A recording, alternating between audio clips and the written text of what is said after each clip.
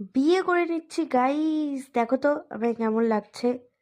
তো আজকে আইবুড়ো ভাত খেতে, সরি, পুরো ব্লগটা দেখলে বুঝতে পারবে। আসলে আমার একটা বন্ধুর স্কুল ফ্রেন্ডের আইবুড়ো ভাত আমরা দিতে গেছিলাম, আর ইনি হচ্ছে আমাদের ব্রাইড। হ্যাঁ, ওরই সামনে বিয়ে।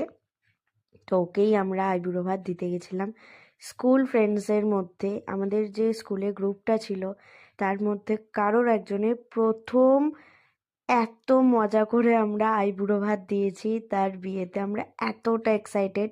আমাদের পুরো গ্রুপের মধ্যে একজনের অলরেডি বিয়ে হয়ে গেছে, আর হিসাব মতন ও হচ্ছে সেকেন্ড, ওর বিয়ে। তো আমরা খুবই এক্সাইটেড বিয়েটা নিয়ে।